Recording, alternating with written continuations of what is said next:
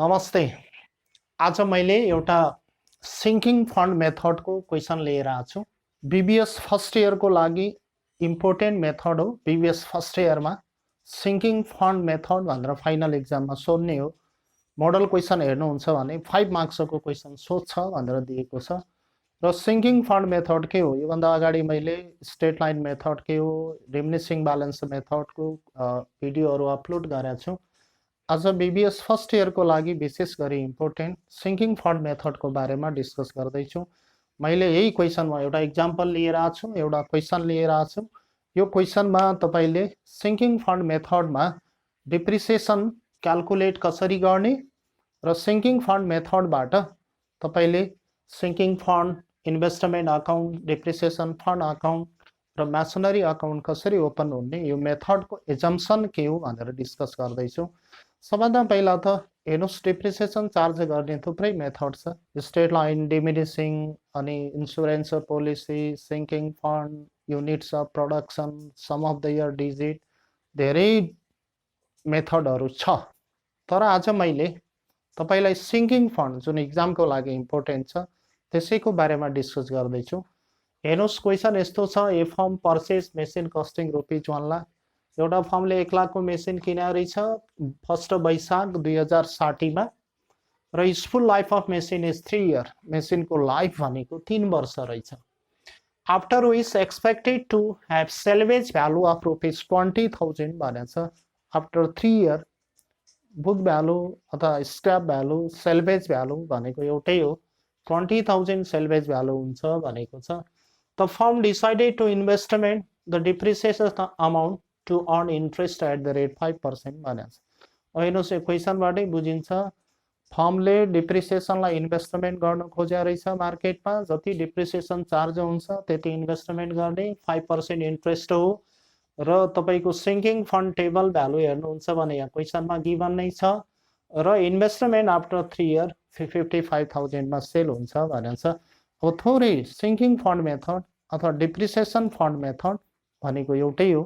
सिंकिङ fund मेथडमा को assumption के हो भने, अहिलेसम्म हामीले पढेको स्ट्रेट लाइन, डिमिनिसिङ ब्यालेन्स मेथडमा डिप्रिसिएसन चार्ज हुने, जुन डेटमा एसेट रिप्लेस गर्नुपर्छ त्यो डेटमा कुनै पनि फन्ड क्रिएट नहुने, र जुन डेटमा एसेट रिप्लेस गर्ने हो, नयाँ एसेट किन्ने हो, पुरानोको लाइफ सिद्धिने हो, त्यो डेटमा क्यास आउटफ्लो धेरै हुन्छ। धेरै मूल्य पर्ने मेसिन किन्नु पर्यो भने एकैचोटि फाइनान्शियल क्राइसिस आउन सक्छ। त्यसैले यो मेथडको एजम्पसन के हो भने, सबभन्दा पहिला प्रोसेस बुझ्नुहोस्। सबभन्दा पहिला के गर्नु पर्यो भने, एसेट पर्चेज गरिसकेपछि एसेटमा जति डिप्रिसिएसन चार्ज हुन्छ त्यो डिप्रिसिएसन बराबरको एउटा फन्ड क्रिएट गर्ने र त्यो फन्डलाई मार्केटमा इन्भेस्टमेन्ट गर्ने। मार्केटमा इन्भेस्टमेन्ट गरिसकेपछि मार्केटबाट इन्ट्रेस्ट आउँछ, त्यो इन्ट्रेस्टलाई पनि फेरि त्यही फन्डमा ट्रान्सफर गर्ने र फेरि इन्भेस्टमेन्ट गर्ने। जुन डेटमा एसेट रिप्लेस गर्ने हो त्यो डेटमा त्यो इन्भेस्टमेन्ट जुन छ त्यो सेल गर्ने। सेल गर्यो भने फन्ड आउँछ र त्यो फन्डले फिक्स एसेट पर्चेज गर्नको लागि फन्ड एभाइलेबल हुन सक्छ भनेको। त्यसैले अहिलेसम्म पढेको हाम्रो मेथडहरुमा डिप्रिसिएसन चार्ज गर्ने, डिप्रिसिएसनलाई एक्सपेन्सेसको रूपमा पीएलमा ट्रान्सफर गर्ने कुरा बाहेक भोलि एसेट रिप्लेस गर्ने बेला तपाईको फन्ड एभाइलेबल हुने कुरा अथवा डिप्रिसिएसन जति चार्ज हुन्छ त्यसलाई इन्भेस्टमेन्ट गर्ने कुरा थिएन। त्यसैले यो मेथडको एजम्पसन के हो भने, डिप्रिसिएसन मात्रै चार्ज गरेर खर्चको रूपमा पीएलमा देखाउने मात्रै हैन, डिप्रिसिएसन जति चार्ज हुन्छ त्यो मध्येबाट त्यही डिप्रिसिएसनलाई को एउटा फन्ड क्रिएट गर्ने, त्यो फन्डलाई मार्केटमा इन्भेस्टमेन्ट गर्ने। मार्केटमा इन्भेस्टमेन्ट गर्यो भने इन्ट्रेस्ट आउँछ, इन्ट्रेस्टलाई त्यही फन्डमा डिपोजिट गर्ने, त्यसपछि इन्भेस्टमेन्ट गर्ने र लास्ट इयरमा त्यो फन्डलाई मार्केटमा सेल गर्ने। विशेष गरी सर्ट टर्म सेक्युरिटिजहरुमा इन्भेस्टमेन्ट गर्ने भन्छ र सेल गर्यो भने फन्ड एभाइलेबल हुन्छ, त्यो फन्डले नयाँ एसेट पर्चेज गर्न सकिन्छ भने। त्यसैले यसको प्रोसेस हेर्ने हो भने तपाईले के कुरा थाहा पाउनु पर्यो भने, सबभन्दा पहिला त फन्ड क्रिएट गर्ने रहेछ, त्यो फन्डलाई मार्केटमा इन्भेस्टमेन्ट गर्ने हो। त्यसैले इन्भेस्टमेन्ट डिप्रिसिएसन फन्ड इन्भेस्टमेन्ट अथवा सिंकिङ फन्ड इन्भेस्टमेन्ट अकाउन्ट तयार गर्नु पर्यो। अर्को भनेको डिप्रिसिएसन फन्ड अकाउन्ट अनि लास्टमा मेसनरी अकाउन्ट भनेर हामीले बनाउनु पर्यो। हेर्नुस्, सबभन्दा पहिला यो मेथडमा एनुअल डिप्रिसिएसन कसरी क्याल्कुलेट गर्ने भनेर पनि सिक्नु पर्यो। एनुअल डिप्रिसिएसन हाम्रो फर्मुला हुन्छ, एक्विजिसन कस्टको कुरा गरेको थिएँ योभन्दा अगाडिको भिडियोमा मैले। एक्विजिसन कस्ट अफ एसेट भने के हो हामीले अगाडि स्ट्रेट लाइन मेथडको भिडियोमा डिस्कस गरिसकेका छौँ, त्यो हेर्नु होला। माइनस स्क्रैप भ्यालु अथवा बुक भ्यालु गर्नुस् र इन्टु गर्नुस् हामीलाई सिंकिङ फन्ड टेबल हेर्नुस् अथवा भ्यालु दिएकै हुन्छ। सिंकिङ फन्ड टेबल भ्यालु क्वेसनमा दिएकै हुन्छ, नत्र सिंकिङ फन्ड टेबलमा हेर्न सकिन्छ। तर हामीलाई सोध्ने एक्जाममा सोध्ने क्वेसनमा सिंकिङ फन्ड टेबलको भ्यालु जर्नली दिएकै हुन्छ। हेर्नुभयो भने यसको कस्ट कति हो भने 1 लाख हो, प्लस एक्विजिसन कस्ट भनेको एसेट पर्चेज गर्ने बेला लागेको खर्चहरू पनि हो, यो क्वेसनमा दिएको छैन।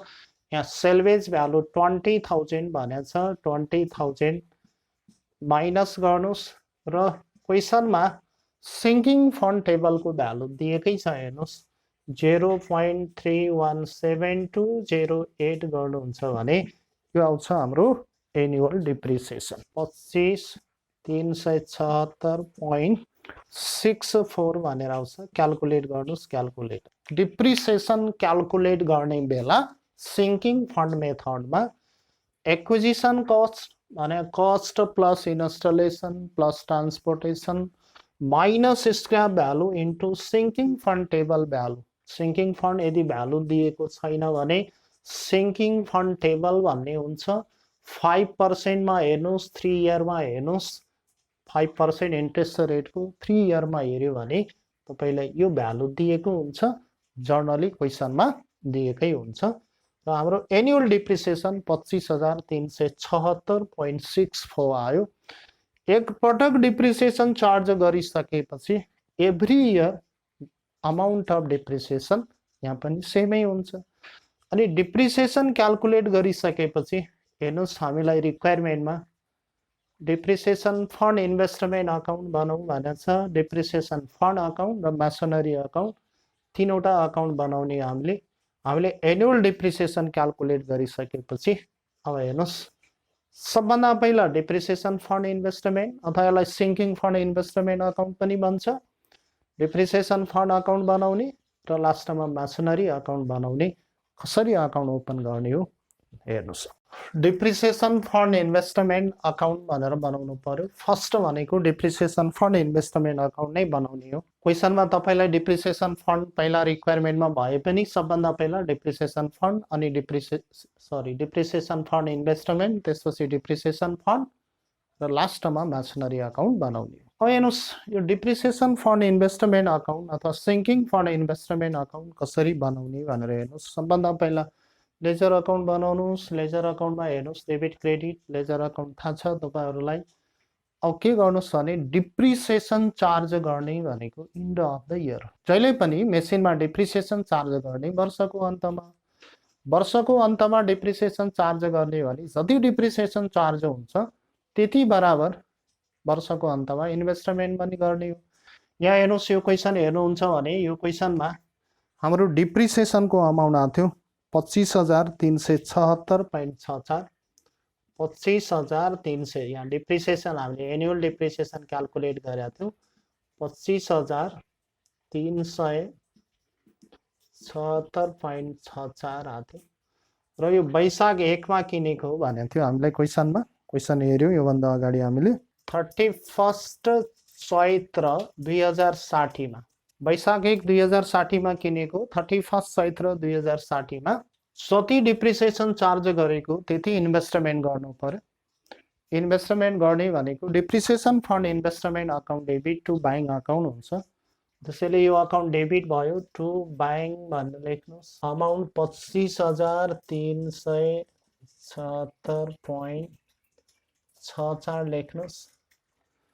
अनि यही डेटमा 31 चैत्र 2060 मै बाई ब्यालेन्स सिडी। अब ब्यालेन्सिङ गर्नु पर्यो। ब्यालेन्स सिडी भने 25,376.64 1/1/2061 मा टु ब्यालेन्स बिडी भनेर गर्नु पर्यो।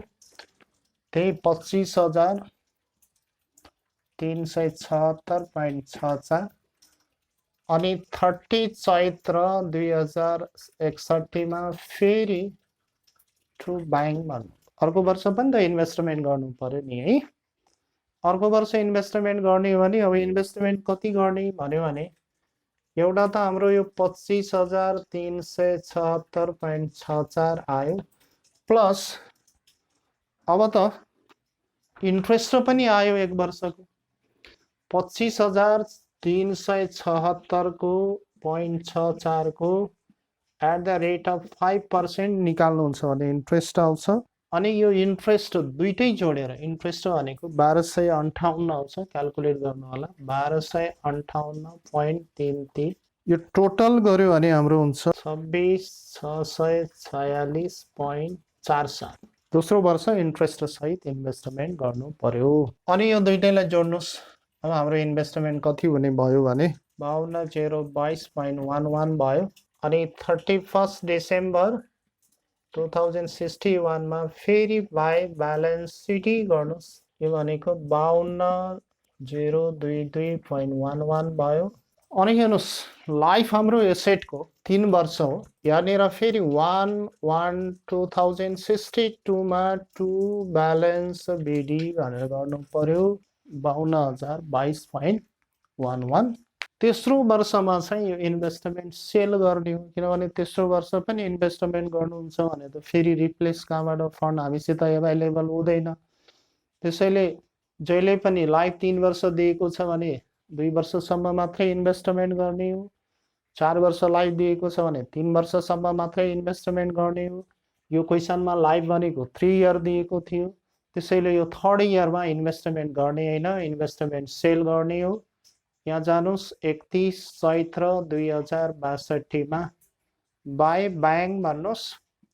इन्भेस्टमेन्ट सोल्ड कतिमा गर्यो भनेर क्वेसनमा दिएकै हुन्छ, 55,000 मा इन्भेस्टमेन्ट सेल गर्यो भनेको छ क्वेसन। अब इन्भेस्टमेन्ट सेल गर्ने बेला यहाँ प्रफिट र लस हुन सक्छ, ध्यान दिनु होला।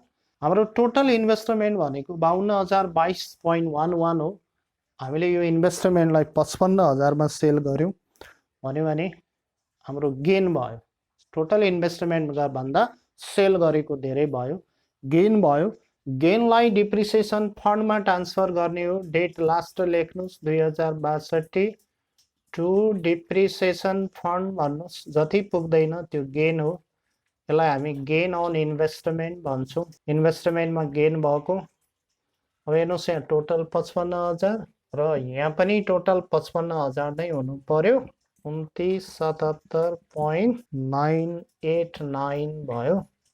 हाम्रो डिप्रिसिएसन फन्ड इन्भेस्टमेन्ट अकाउन्ट तयार। हेर्नुहोस् डिप्रिसिएसन फन्ड इन्भेस्टमेन्ट अकाउन्ट बनाउने बेला एकदम सिम्पल छ। जति डिप्रिसिएसन चार्ज गर्ने हो, डिप्रिसिएसन चार्ज गरेको पहिलो वर्षको डेट चाहिँ अन्तिम लेख्नु होला। पहिलो वर्षको अन्तिम डेटमा टु ब्याङ्क भनेर यो डिप्रिसिएसनको अमाउन्ट हो। अनि अन्तिम डेटमा यहाँ क्रेडिटमा पुग्दैन, ब्यालेन्स सिडी भन्नुस्, यसैलाई ब्यालेन्स बिडी भन्नुस्।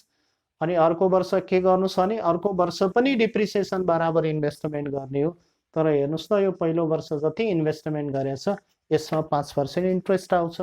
यो इन्ट्रेस्ट आएको पनि इन्भेस्टमेन्ट नै गर्ने हो।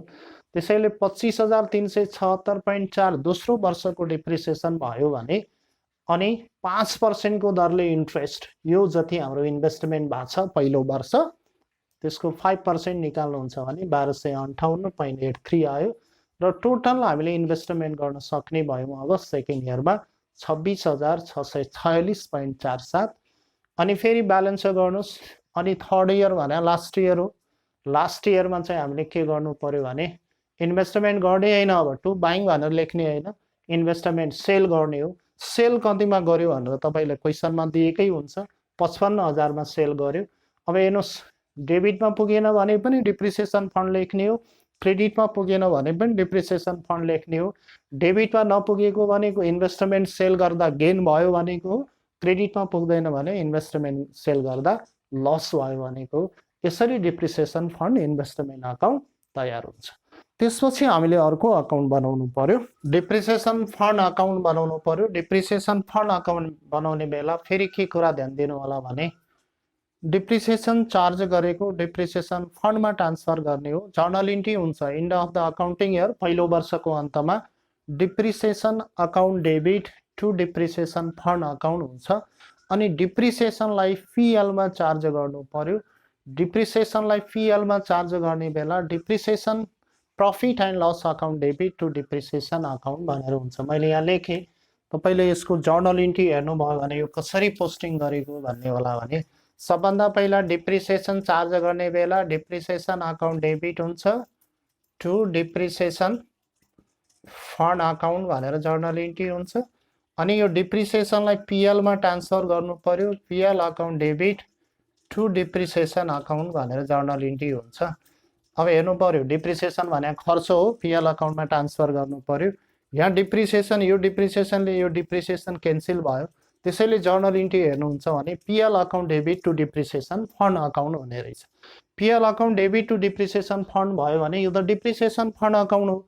डिप्रिसिएसन फन्ड अकाउन्टमा क्रेडिट साइडमा बाई पिएल भनेर लेख्नु पर्यो अथवा बाई डिप्रिसिएसनै भनेर लेखे पनि गल्ती हुँदैन।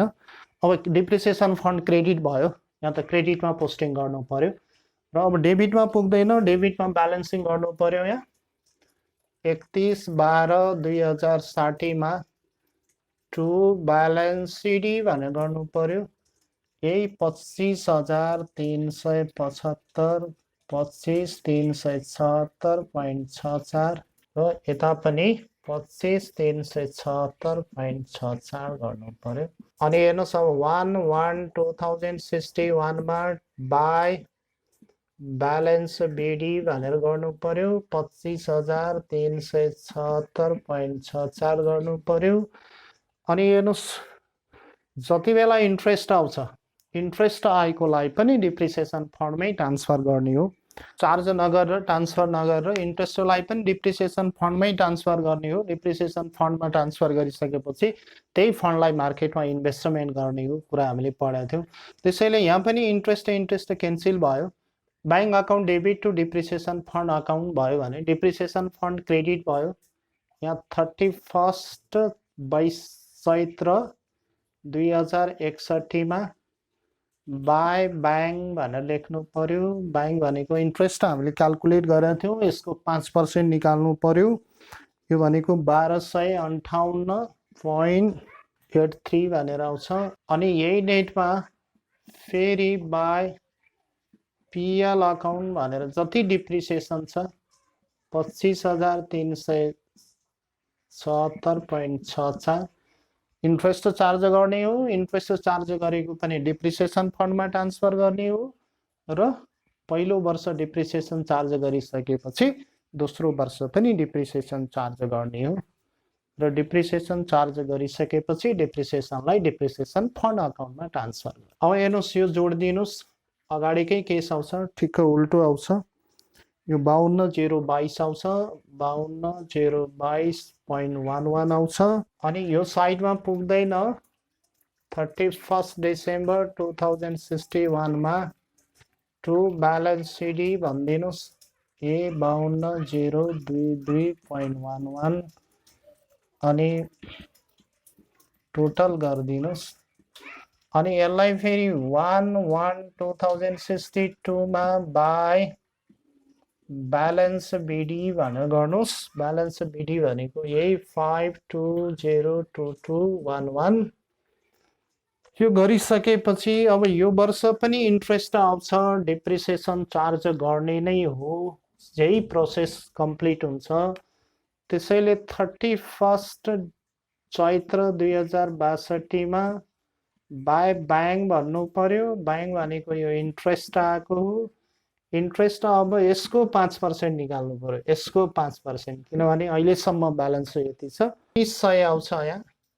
फेरि यही डेटमा बाई पिएल अकाउन्ट भन्नु पर्यो। तेस्रो वर्षको डिप्रिसिएसन यही 25,376.64 हो। अनि यसलाई पनि टोटल गर्नु पर्यो। अनि के हेर्नु पर्यो भने योभन्दा अगाडिको डिप्रिसिएसन फन्ड इन्भेस्टमेन्ट अकाउन्ट हेर्नु होला।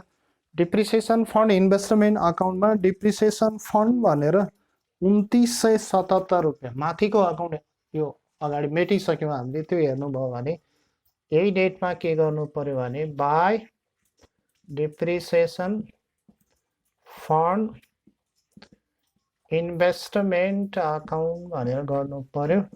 हाम्रो कति थियो हेर्नुहोस् भन्यो भने गेन 297789 थियो। उता गेन भयो थियो, सिङ्किङ फन्ड इन्भेस्टमेन्टमा हेर्नुभयो भने गेन भयो थियो। हामीले डिप्रिसिएसन फन्ड भनेर त्यसको डेबिटमा लेखेका छौँ, त्यसैलाई यहाँ क्रेडिटमा ल्याउनु पर्यो। यदि उता लस हुन्थ्यो भने यहाँ चाहिँ डेबिटमा ल्याउनु पर्थ्यो। अनि यो टोटल गर्नुहोस् 82,376 हुन्छ, यो 82,376.64 हुन्छ। र यो सबैलाई अब जति यसको टोटल हुन्छ 31/2062 मा टु म्यासनरी भनेर म्यासनरीमा ट्रान्सफर गरिदिनुहोस् 82,397.64 गर्नुहोस् र यसलाई टोटल गरिदिनुहोस् 3964 भनेर। अनि सिङ्किङ फन्ड अकाउन्ट तयार भयो।